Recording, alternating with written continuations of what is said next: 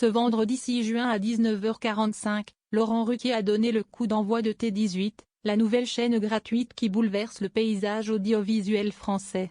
Avec un budget de 30 millions d'euros et l'ambition de réconcilier culture et divertissement populaire, cette chaîne promet de transformer notre façon de regarder la télévision.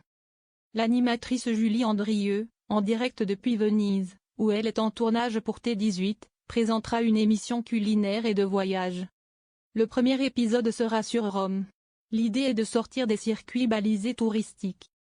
Une programmation qui s'annonce prometteuse pour la nouvelle chaîne qui mise sur 3000 heures de documentaires par an, mêlant histoire, art de vivre et documentaires sociétaux pour habiller ses soirées thématiques, une naissance historique dans le paysage télévisuel français.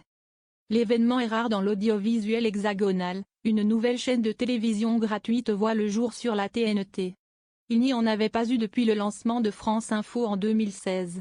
T18, propriété du groupe CMI de Daniel Kretinsky, s'installe sur le canal 18 pour remplacer C8 et NRJ12, dont les fréquences n'ont pas été renouvelées par l'Arcom. Cette révolution télévisuelle s'accompagne d'un bouleversement complet de la numérotation des chaînes.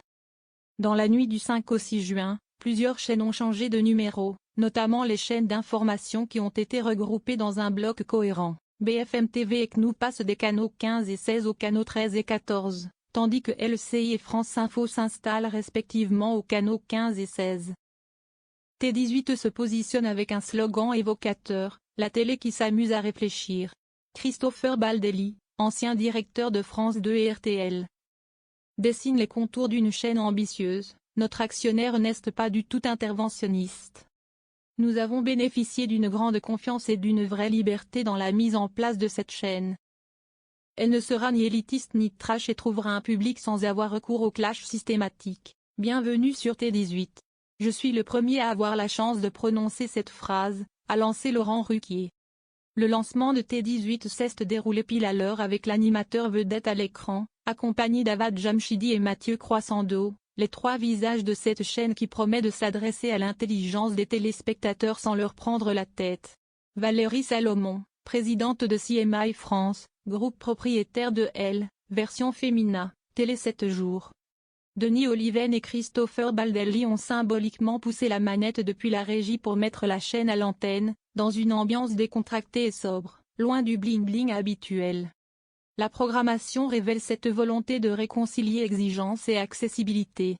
Dès samedi 7 juin, la chaîne mise sur la culture avec la diffusion de la pièce de théâtre Ramsès II, portée par François Berléand, Éric Elmosnino et Evelyne Buil. Le dimanche suivant, place au cinéma d'auteur avec Every Everywhere All at Once, le film aux 7 Oscars avec Michelle Yeoh.